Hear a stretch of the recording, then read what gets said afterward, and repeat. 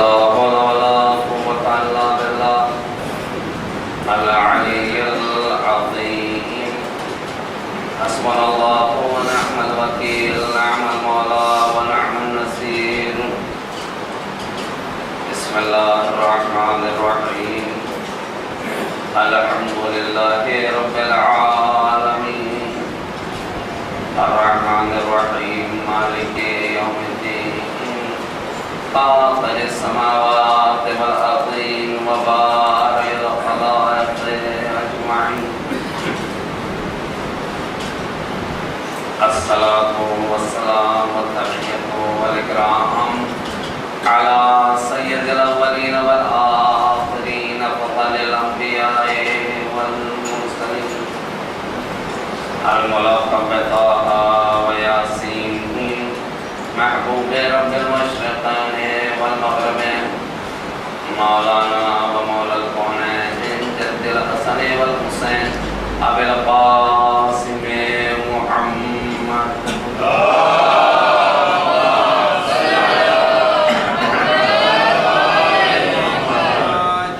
وعلى آله الطيبين الطاهرين المظلومين المعصومين الذين أذهب الله عنهم الرجس وطهرهم تطهيرا.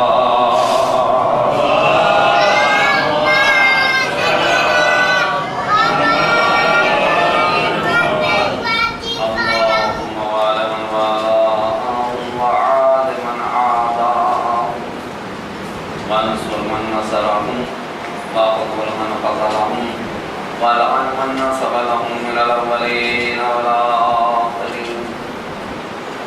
آمين يا رب العالمين.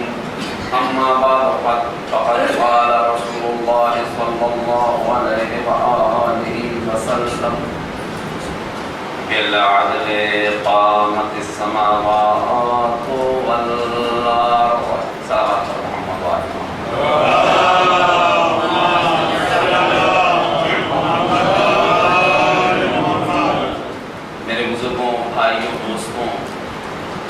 اور میری ماں و بہنوں، ہمارا بیان اصول دین کی دوسری اصل یعنی عدل کے سلسلے میں ہے. کل آپ کی خدمت میں عدل کا مفہوم، اس کے معنی پیش کیے گئے تھے. آج پھر اپنے بیان کے سلسلے کو ربط دینے کے لیے عدل کا مطلب آپ کی خدمت میں پیش کرتا ہوں. عدل کے معنی ہے ہر چیز کو اس کا مقام دینا، اس کا مناسب مرتبہ اس کے حوالے کرنا. یعنی جو جس چیز کا حق ہے اسے دے دینا عدل کہلاتا ہے. اور کسی چیز کو، کسی شخصیت کو، کسی انسان کو اس کا حق نہ دینا یہ ظلم کہلاتا ہے. ٹوپی کو سر پہ ہونا چاہیے، اگر ٹوپی سر پہ رہے تو یہ عدل ہے. جوتے کو پاؤں میں ہونا چاہیے، اگر پاؤں میں رہے تو عدل ہے. لیکن اگر ٹوپی پاؤں میں آ جائے اور جوتے سر پہ چلے جائیں تو یہ ظلم. عدل کا مفہوم یہ ہے کہ اللہ اپنی مخلوقات میں کسی پر بھی ذرہ برابر ظلم نہیں کرتا، اور اسے ظلم کرنے کی ضرورت بھی نہیں ہے. کیوں؟ اس لیے کہ ظلم کرنے کی کچھ وجوہات ہوتی ہیں. ظلم کرنا خود ظالم کے چھپے ہوئے خوف کا پتہ دیتا ہے. توجہ دیں اور نیند سے پرہیز کریں. عزاداری، مجلس عزا عبادت ہے، اور عبادت میں سویا نہیں جاتا. آپ جب بھی مجلس سننے کے لیے آئیں تو عبادت سمجھ کے آئیں اور یہ سوچ کے آئیں کہ ہمیں سونا نہیں ہے. ابھی میری ایک بزرگوار سے ملاقات ہوئی تو انہوں نے کہا کہ مجھے نیند آتی تھی، میں کافی پی کے آیا ہوں تاکہ مجلس میں نہ سوں.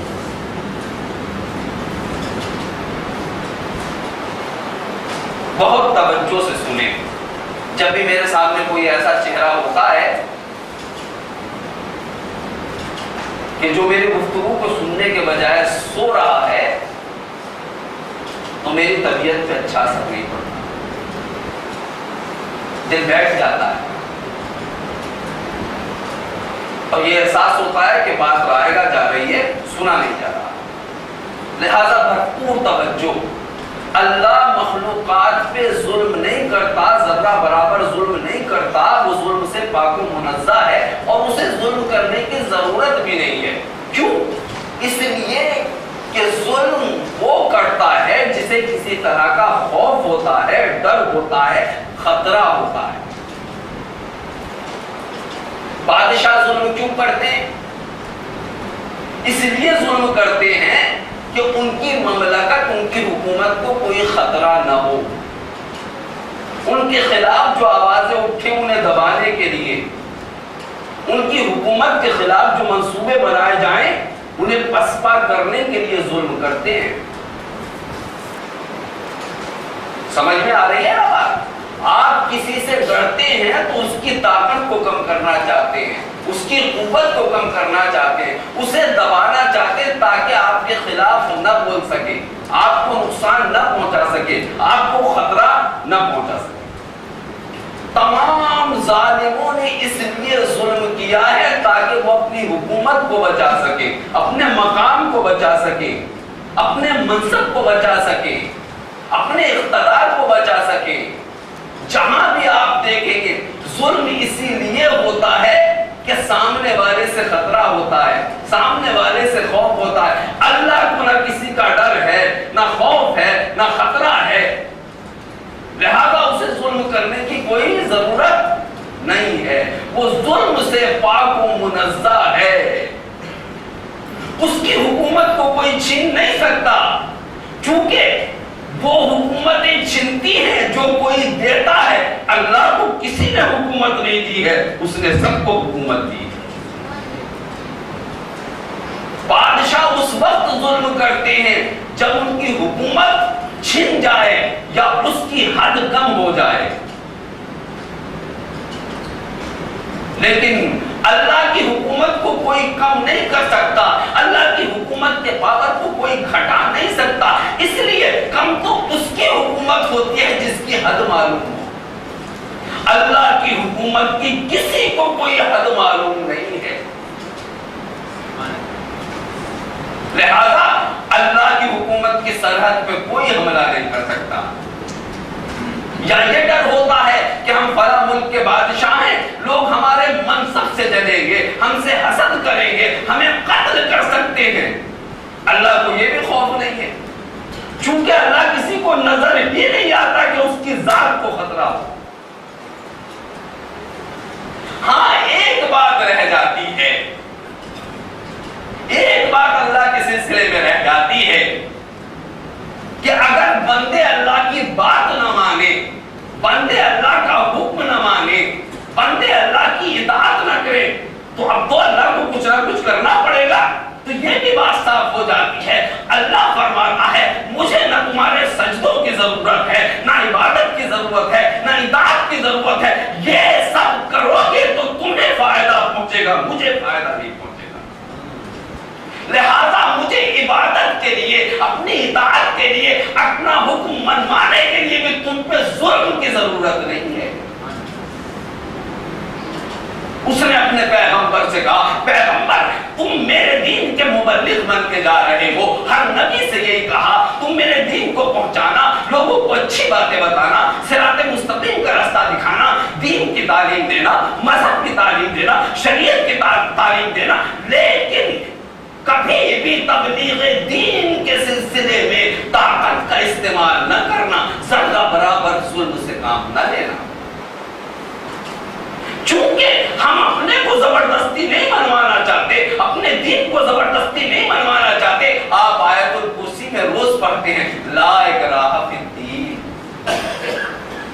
یہ نہ سمجھنا اللہ نے دین بنایا ہے, اللہ نے مذہب بنایا ہے, اللہ نے شریعت بنائی ہے, اللہ نے پیغمبر بھیجے ہیں, اللہ نے توریت بھیجی ہے, اللہ نے زبور بھیجی ہے, اللہ نے انجیل بھیجی ہے, اللہ نے قرآن بھیجا ہے.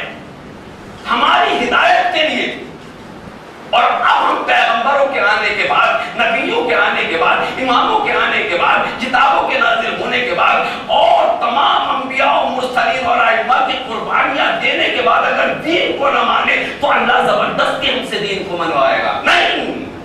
اتنی قربانیوں کے بعد, اتنی محنتوں کے بعد, اتنی زحمتوں کے بعد, انبیاء کی اتنی زندگیاں دین پر صرف ہونے کے بعد بھی اللہ یہ نہیں کہتا کہ مجھے یا میرے دین کو زبردستی مانو.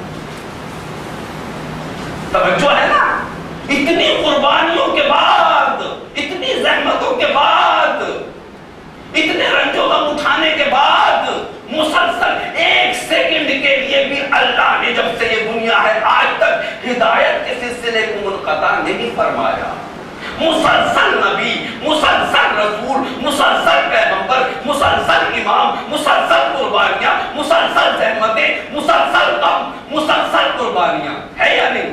آج تک یہی ہے. لیکن اس کے بعد بھی اللہ یہ نہیں کہتا کہ میرے بندے مجھے یا میرے دین کو زبردستی ماننا. کیوں؟ وجہ کیا ہے؟ وجہ کیا ہے؟ علت کیا ہے؟ فلسفہ کیا ہے؟ وجہ یہ ہے کہ دین کو ماننے نہ ماننے میں اللہ کا کوئی فائدہ نہیں ہے, بندے کا فائدہ ہے. اتنی قربانیاں دینے کے بعد, اتنے نبی آنے کے بعد, اتنے پیغمبر آنے کے بعد اگر بندے تجھے فائدہ معلوم ہو تو دین کے سامنے جھک جا, فائدہ نہیں معلوم ہوتا تو دین سے الگ ہو جا, پھر قیامت میں بتاؤں گا کیا تیرے لیے مفید تھا کیا مضر تھا. صلوات پڑھ دے محمد و آل محمد پر.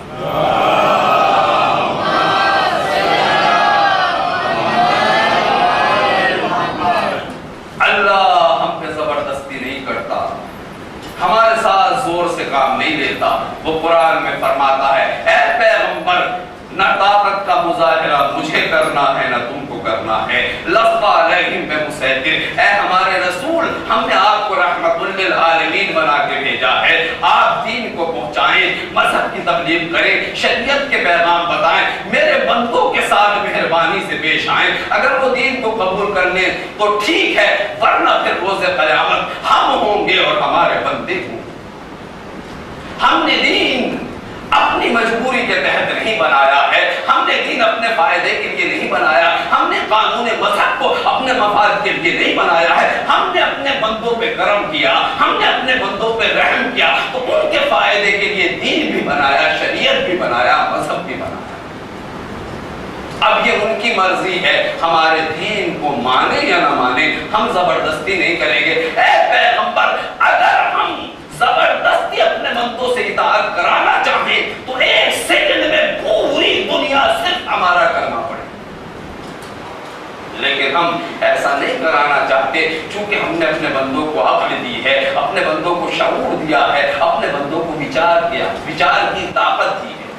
وہ ہمیں مانے تو سوچ سمجھ کے مانے, ہمیں ان کے اوپر ظلم کرنے کی کوئی ضرورت نہیں ہے. لہذا اللہ اپنے مخلوقات کے ذرہ برابر ظلم نہیں کرتا, بلکہ یہی نہیں کہ ظلم نہیں کرتا بلکہ فضل کرتا ہے, رحم کرتا ہے, کرم کرتا ہے. بندے اس سے غافل ہو بھی جاتے ہیں تو اللہ اپنے بندوں سے غافل نہیں. بندے اسے بھول جاتے ہیں, اللہ اپنے بندوں کو نہیں بھولتا.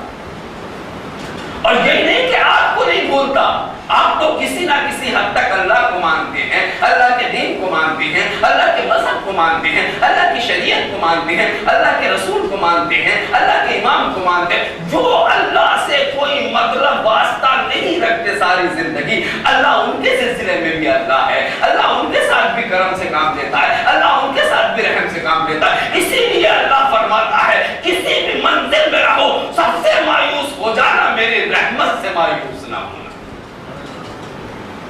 ہم تو پھر بھی اللہ کا نام لیتے ہیں, ہم تو پھر بھی اللہ کے دین سے منسلک ہیں, ہم تو پھر بھی اللہ کے مذہب کا کچھ نہ کچھ پالن کرتے ہیں.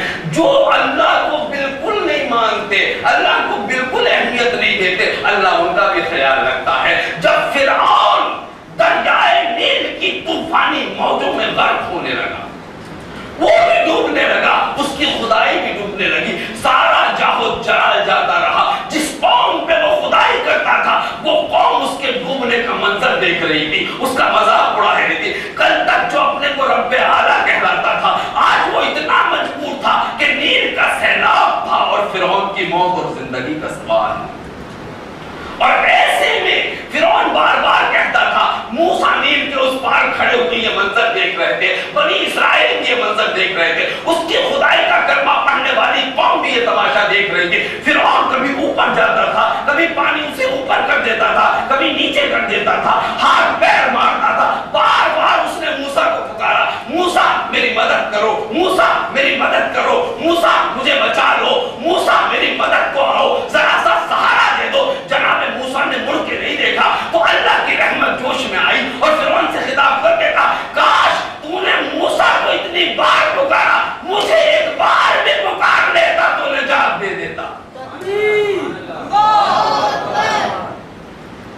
یہ ہے اللہ کا رحم کرم.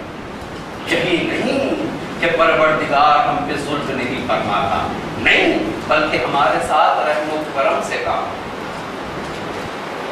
ہمارے ساتھ مہربانی سے کام لیتا ہے، محبت سے کام لیتا ہے. ایک نافرمان بیٹا جو صبح کو نافرمانی کرے باپ کی، دوپہر کو نافرمانی کرے باپ کی، شام کو نافرمانی کرے باپ کی، رات کو نافرمانی کرے باپ کی، مسلسل جو بیٹا اپنے باپ کی نافرمانی کرتا ہو، ایک مہینہ گزر جائے، 2 مہینہ گزر جائے، 1 سال گزر، سچ بتائیے نالائق سرکش باغی بیٹے کو آپ کب تک برداشت کر سکتے ہیں؟ اگر ہمارا بیٹا ہمارا باغی ہو جائے، ہمارا باغی ہو جائے، ہم سرکش ہو جائے، ہمارا نافرمانی کرنے لگے، نالائق ہو جائے، ہماری اذیت کا سبب بن جائے، تو ایک وقت وہ آتا ہے کہ ہم بھی اسے آپ کر دیتے ہیں، آپ کر دیتے ہیں. لیکن اللہ اتنا مہربان ہے، وہ ماں باپ سے بھی ہم سے زیادہ محبت کرتا ہے کہ اگر ہم کوئی گناہ کرتے ہیں، فرشتہ کہتا ہے اللہ تیرے بندے نے تیری نافرمانی کی ہے، میں نامہ اعمال میں لکھنا چاہتا ہوں. نہیں، کب نافرمانی کی ہے؟ کہ رات کے وقت، صبح ہونے دے، شاید کہ اذان ہو متوجہ ہو جائے. پروردگار صبح ہو گئی، اذان بھی ہو گئی، نماز بھی قضا کر دی اس نے، اب اس کے گناہ کو نامہ اعمال میں لکھ دوں کہ نہیں، ظہر کا وقت آنے دے. ظہر کا وقت آ گیا، بندہ متوجہ نہیں ہوا، فرشتے نے کہا اللہ اب اس کا گناہ لکھ دوں، ابھی نہیں. عصر کا وقت آنے دے، عصر کا وقت آگے چلا گیا، فرشتے نے پوچھا اب لکھ دوں، کہا نہیں. مغرب کا وقت آنے دے، مغرب کا وقت آگے چلا گیا، اب لکھ دوں، کہا نہیں. عشاء کا وقت آنے دے، عشاء کا وقت آگے چلا گیا، اب لکھ دوں، کہا نہیں. پروردگار گناہوں پہ گناہ بڑھتے چلے جا رہے ہیں. یہی نہیں کہ صبح کا وقت آنے پہ اس نے توبہ نہیں کی، یہی نہیں کہ ظہر و عصر کا وقت آنے پہ گناہ سے توبہ نہیں کی، یہی نہیں کہ اس بندے نے مغرب و عشاء کا وقت آنے پہ مغرب و عشاء کے وقت توبہ نہیں کی، بلکہ اس نے نمازیں بھی قضا کی ہیں. اس کی نافرمانی بڑھتی چلی جا رہی ہے، اس کی معصیت بڑھتی چلی جا رہی ہے. لکھ لوں، کہا نہیں، ابھی شب جمعہ آنے دو. توجہ فرمائیں، توجہ فرمائیں، ابھی شب جمعہ آنے دو. شب جمعہ آ کے گزر گئی، اس بندے نے شراب و کباب میں شب جمعہ گزار دی. نہ اللہ کا خیال آیا، نہ رسول کا خیال آیا، نہ کربلا کا خیال آیا، نہ امام حسین کا خیال آیا. فرشتے نے پھر پوچھا پروردگار صبح جمعہ نمودار ہو گئی،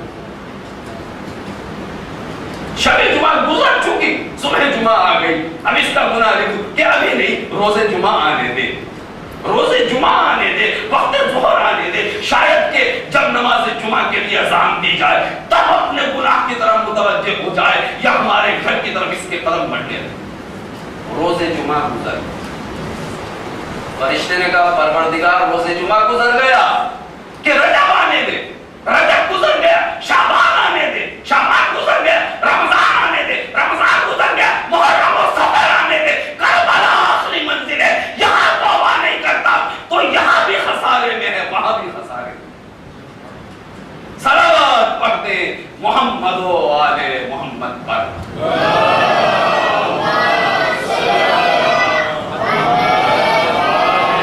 اتنی مغلط، اتنی جھوٹ، اتنا رحمت کا مظاہرہ کہیں پایا جاتا؟ کہیں نہیں پایا. غور کریں، غور کریں، وچار کریں. اگر آپ غور نہیں کریں گے تو میری بات ضائع ہو جائے گی. اس موضوع پہ بھی ظلم ہوگا، میرے اوپر بھی ظلم ہوگا. غور کریں، غور کریں. بعض گناہ ایسے ہیں، اللہ کے رحم و کرم کو پہچانے، اللہ کے رحم و کرم کو پہچانے، سب میری طرف متوجہ رہے. بعض ہم ایسے گناہ کرتے ہیں کہ اگر ہمارے ماں باپ کو بھی پتا چل جائے تو وہ ہمیں گری بھی نظروں سے. میں کیا کہہ رہا ہوں؟ بعض گناہ ہم لوگ ایسے انجام دیتے ہیں اگر ان گناہوں کا پتہ ہمارے ماں باپ کو چل جائے تو زندگی بھر اپنے والدین کی نظروں میں ذلیل ہو جائے. میں نے چونکہ میں عالم دین ہوں، خادم مذہب ہوں، میں متعدد جگہ پہ جاتا ہوں، میں نے دیکھا ہے کہ بعض والدین زندگی بھر اپنے بیٹوں سے نہیں بولتے. میں نے بہت کوشش کی آپ اپنی اولاد سے رابطہ قائم کریں، جیسے بھی وہ یہ آپ کے بیٹے ہیں. تو انہوں نے مجھے جواب دیا مولانا زیادہ تو ہمیں پتا نہیں ہے، لیکن ایک گناہ میرے بیٹے نے ایسا کیا ہے کہ کبھی میں اس سے راضی نہیں ہوں۔ توجہ ہے اللہ کی رحمت کو پہچانے، اللہ کی محبت کو پہچانے۔ بعض ہمارے گناہ ایسے ہوتے ہیں کہ ہم سے سب سے زیادہ محبت کرنے والے والدین کو بھی اگر پتا چل جائے تو وہ زندگی بھر ہمیں معاف نہیں کر سکتے، لیکن ایسا گناہ کرنے کے بعد بھی اللہ اپنے بندے سے کہتا ہے میری نافرمانی کی ہے تو اب بھی میری رحمت سے مایوس نہ ہو، تجھے کوئی پناہ نہیں دیتا، تیرے ماں باپ بھی تیرا ساتھ چھوڑ رہے ہیں، آجا میرے رحمت دامن رحمت میں آجا، سر جھکا کے آجا، میں اب بھی تجھ پہ رحم و کرم کر سکتا ہوں۔ یہ اللہ کی محبت، یہ اللہ کی رحمت، ہمیں اس کی کتنی قدر کرنی چاہیے۔ ہم اپنی باتوں پہ غور نہیں کرتے کہ ہم اللہ کے ساتھ کیا سلوک کر رہے ہیں۔ ابھی مجھے ایک نوجوان تھوڑا سا پانی لا کے دے گلاس، اگرچہ میں مجلس پڑھ رہا ہوں،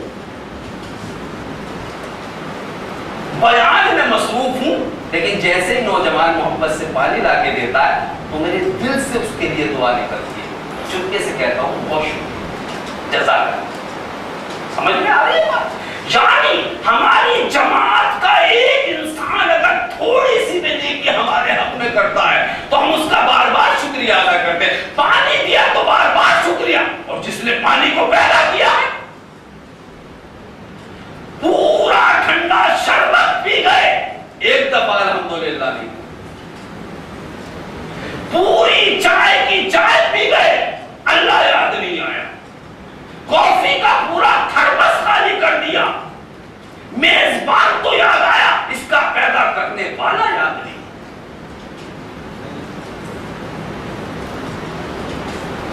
نظر میں مثال پیش کر رہا ہوں، نیاز میں ہم لوگ نیچے اترے، کسی بندہ مومن نے دیکھا کہ مولانا اگر یہ کھانا کھا لیں گے تو شاید ان کی مجلس پہ اگر اثر پڑ جائے، مجھ سے کہا مولانا نیاز چکھ لیجیے ذرا، ہمارے ساتھ چلیے، مجھے ہوٹل میں لے گئے، مجھے وہاں پہ کھانا کھلایا، اچھا کھانا کھلایا، محبت سے کھلایا، ادب سے کھلایا، احترام سے کھلایا، تو میرا پورا وجود اس کا شکریہ ادا کرنے لگتا ہے، محبت سے اسے دیکھنے لگتا ہے، اس کے لیے دعائیں کرنے لگتا ہے۔ سوچو جب ایک کھانا دینے والے کا ہم اتنا شکر ادا کرتے ہیں تو اس کھانا پیدا کرنے والے اللہ کا کتنا شکر ادا کرنا چاہیے کہ اس نے یہ کھانا بھی دیا ہے اور ہمیں کھانے کی توفیق بھی دی ہے۔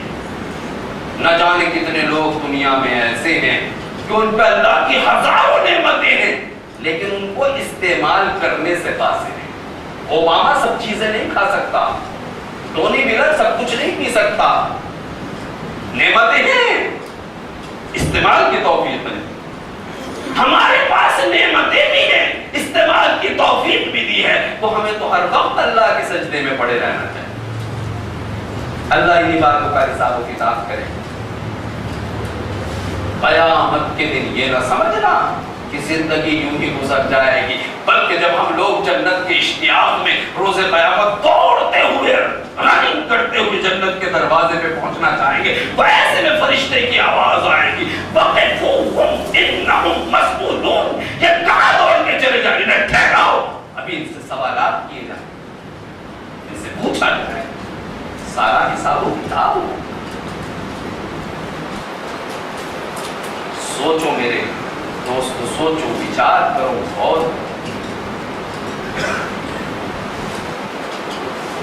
کیوں ہمارے اندر ہر وقت اللہ کے شکر کا جذبہ پیدا نہیں ہوتا؟ اس لیے کہ جو نعمتیں آج ہمارے ہاتھ میں ہیں ہم یہ سمجھتے ہیں انہیں ہم نے اپنی محنت سے حاصل کیا۔ یہ بنگلہ تو میں نے بنایا، یہ گاڑی تو میری چالاکی کا نتیجہ ہے، یہ اولاد تو میری ہے۔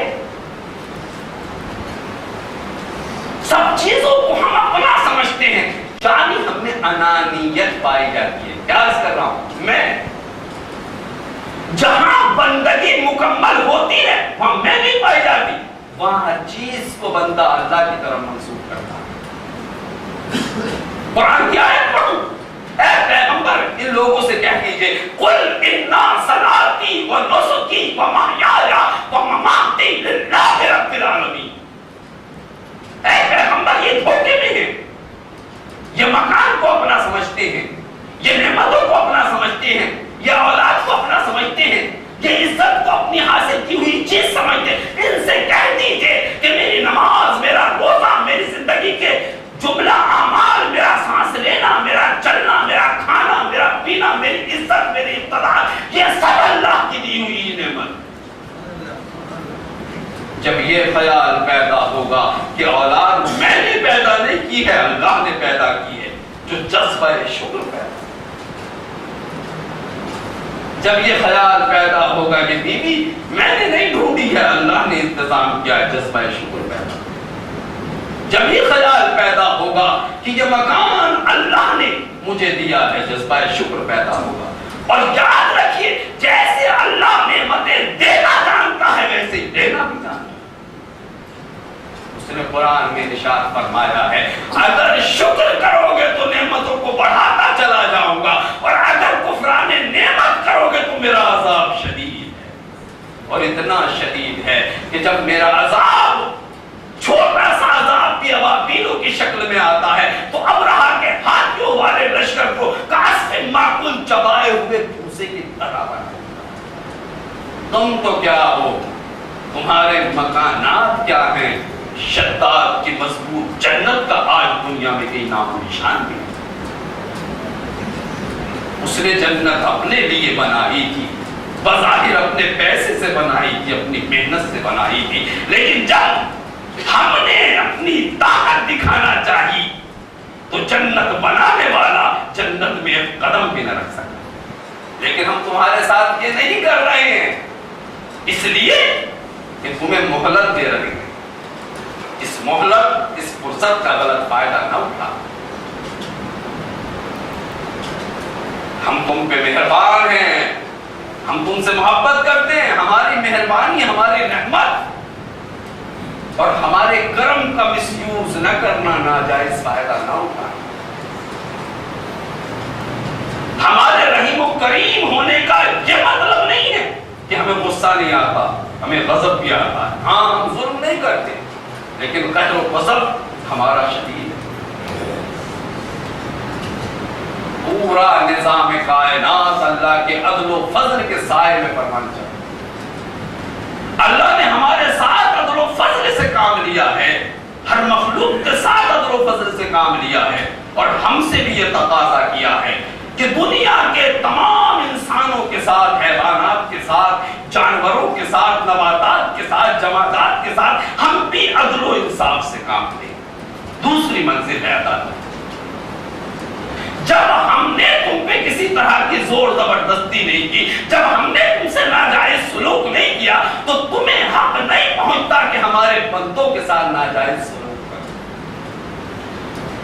عقیدہ عدل کا پیغام یہ ہے، اسلام یہ چاہتا ہے، اللہ یہ چاہتا ہے خود بھی عزت سے جیو، دوسروں کو بھی جینے. خود بھی اطمینان کی زندگی گزارو، دوسروں کو بھی گزارنے دو. خود بھی چین سے رہو، دوسروں کو بھی چین سے رہنے دو. خود بھی عزت دار بن کے رہو، دوسروں کو بھی عزت کی نگاہ سے دیکھو. تمہیں حق نہیں پہنچتا، خود تو عزت دار بن جاؤ، دوسرے کو ذلیل کرو. تمہیں حق نہیں پہنچتا، خود تو چین سے رہو، دوسروں کو اذیتوں اور تکلیفوں میں مبتلا کرو. چونکہ یہ کائنات میری ہے، اس کائنات میں سب کو جینے کا حق ہے، سب کو ترقی کرنے کا حق ہے، سب کو محترم بننے کا حق ہے. نعمتیں سب کے لیے ہیں، عزتیں سب کے لیے ہیں، کرامتیں سب کے لیے ہیں. بات سمجھ میں آ رہی ہے؟ اگر سمجھ میں آ رہی ہے تو مل جل کے صلوات پڑھیں عظمت محمد و آل محمد پر.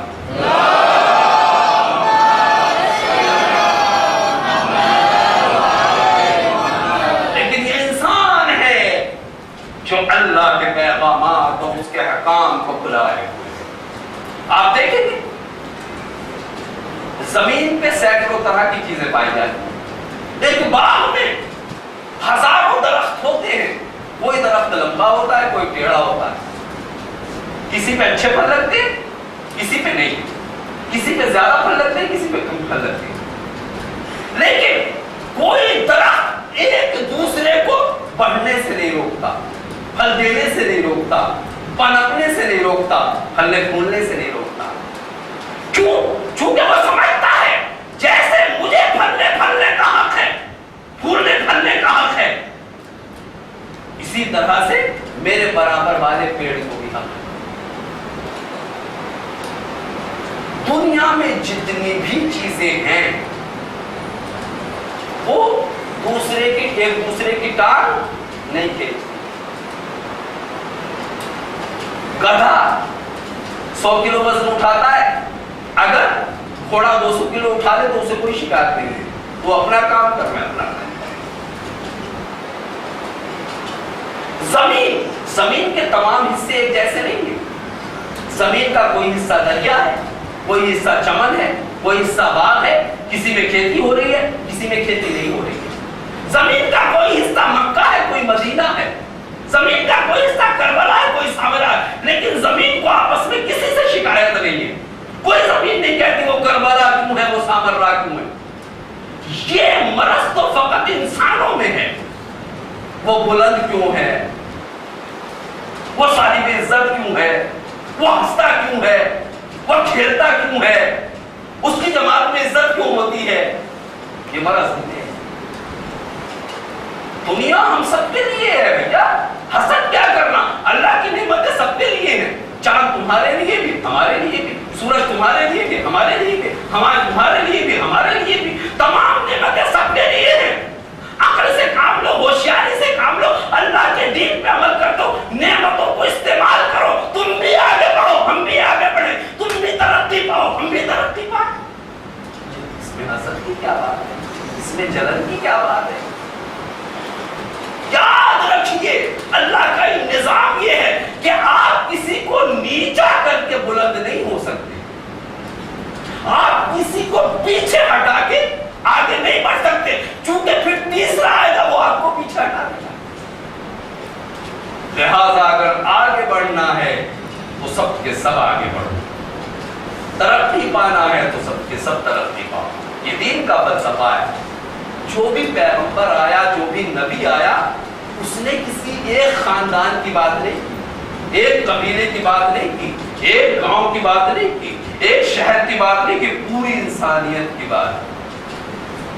سب ترقی کریں، سب عزت پائیں، سب آگے بڑھیں، سب عیش سے رہیں، سب چین سے رہیں، سب سکون سے رہیں، سب جیئیں اور سب کو جینے دیں. یہ اسلام کا پیغام. پڑھیے قرآن. جب ایمان کی بات ہوتی ہے تو سب سے کہا جاتا ہے ایمان لے آؤ، جب تقوی کی بات ہوتی ہے تو سب سے کہا جاتا ہے متقی بن جاؤ، اور جب کامیابی کی بات ہوتی ہے تو پیغمبر اپنے گھر والوں سے نہیں کہتے، اپنے خاندان والوں سے نہیں کہتے، پورے مکے والوں سے کہتے ہیں قولوا لا الہ الا اللہ تفلحوا. ہر قوم کو کامیابی کی ضرورت ہوتی ہے. اے عربو لا الہ الا اللہ کہو، سب کے سب کامیاب ہو جاؤ. یہ ہے اسلام. ایک دوسرے کی ترقی سے چلنا کیسا، سب کو اللہ کی نعمتیں استعمال کرنے کا حق ہے، سب کو چین سے رہنے کا حق ہے، سب کو سکون سے رہنے کا حق ہے.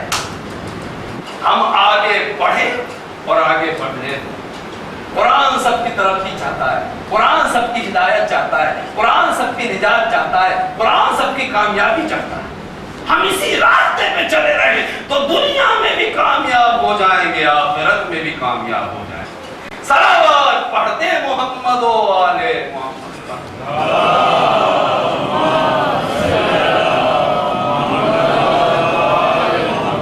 بات پہنچ رہی ہے نا، سمجھنے میں تو دشواری نہیں ہے انشاءاللہ. صلوات پڑھیں محمد و آلِ محمد پر.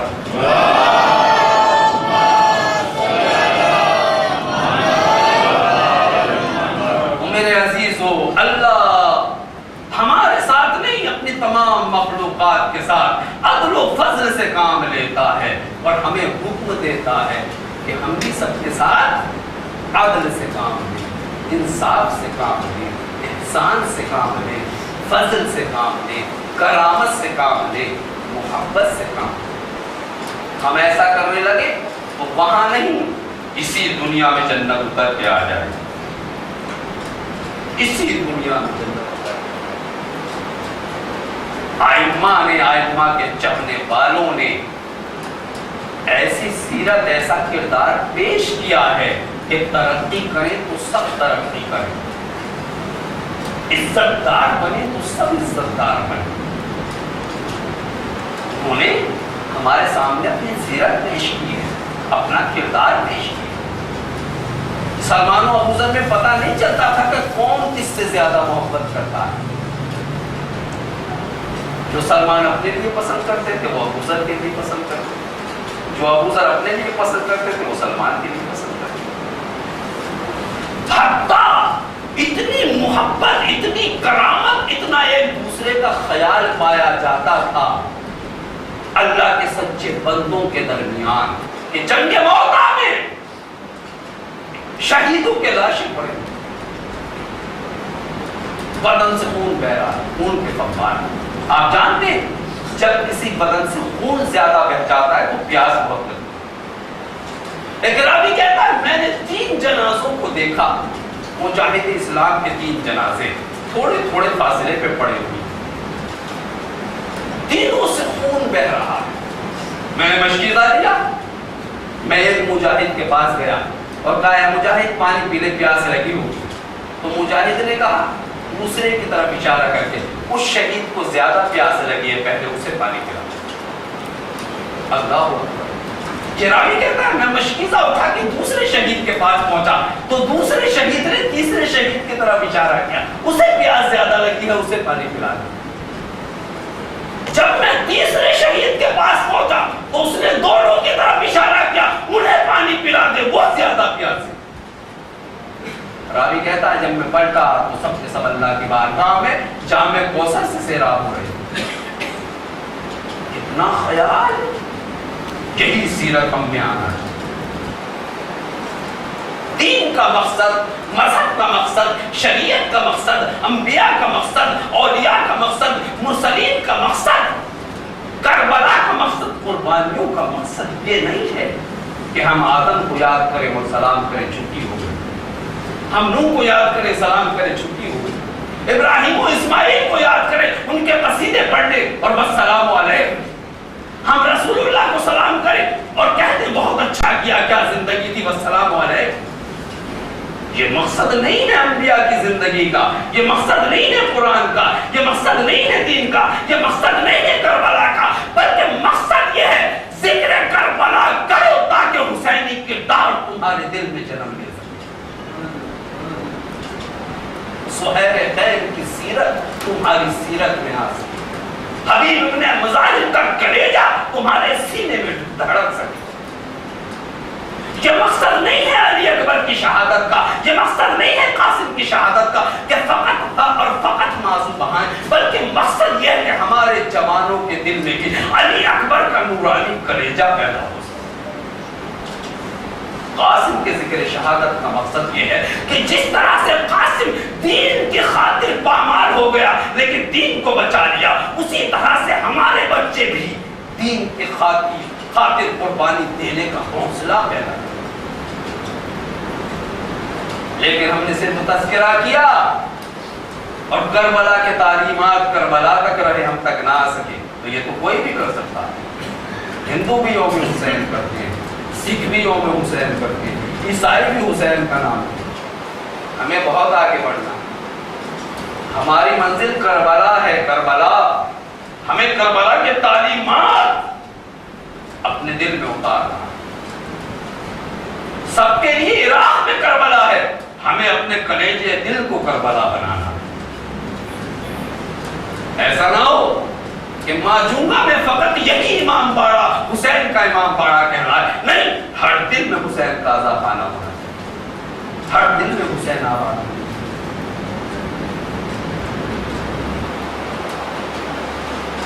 7 محرم ہو گئے، کربلا میں پانی کی ایک بوند نہیں ہے آج۔ لشکر یزید نے اللہ کے سب سے زیادہ مقدس بندوں پر 4 محرم کو پانی بند کر دیا۔ آپ سنتے رہتے ہیں کہ 7ویں سے امام حسین اور ان کے بچے پیاسے رہے. نہیں، 7ویں تک تو وہ پانی چلتا رہا جو امام حسین کے ساتھ. لشکر کی طرف سے تو 4 محرم کو پانی بند ہوا. 7 محرم وہ مصیبت بھری تاریخ ہے کہ اس تاریخ میں حسین پیاسے ہیں، عباس پیاسے ہیں، علی اکبر پیاسے ہیں، قاسم پیاسے ہیں، زینب پیاسی ہے، ام رباب پیاسی ہے، سکینہ پیاسی ہے، اور کچھ کم. صرف یہی نہیں بلکہ جھولے میں ایک چھوٹا سا بچہ علی اصغر بھی پیاسا ہے. عرب کی گرمی.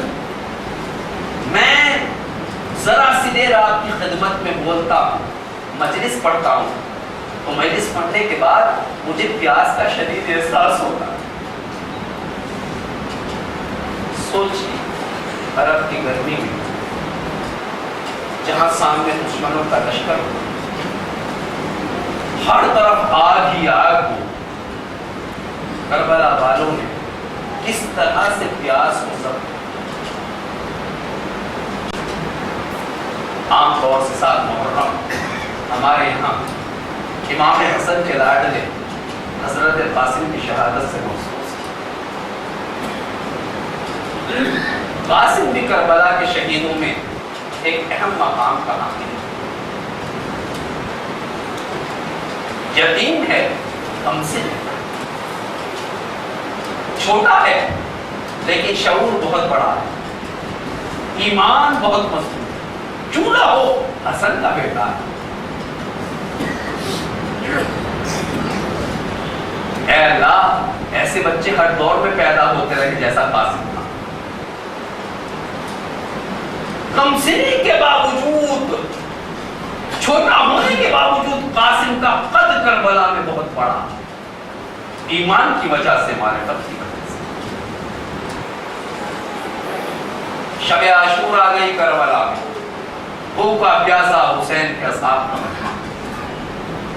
حسین اپنے ساتھیوں کے اتمام حجت کر رہے ہیں.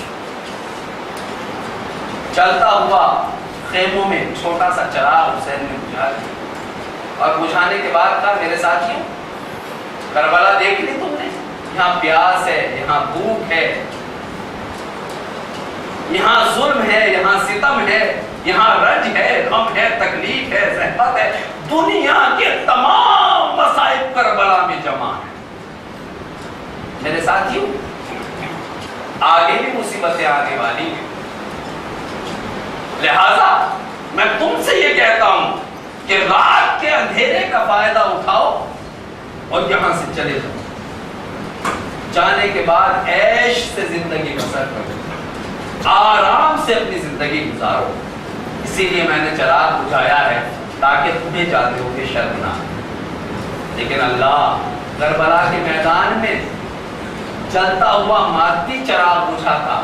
یہ چراغ جیسے ہی بجھا، ایمان کے چراغ اور زیادہ روشن. 86 سال کا بوڑھا سہیل اثنین اٹھ کے کہتا، فرزند زہرا، میرے آقا، میرے سید، میرے مولا، آپ کیا فرما رہے ہیں؟ آپ یہ حضور میں اس جان کی قیمت ہی کیا ہے؟ قسم بخدا اگر 70 مرتبہ مجھے زندہ کیا جائے پھر بھی آپ کی مدد سے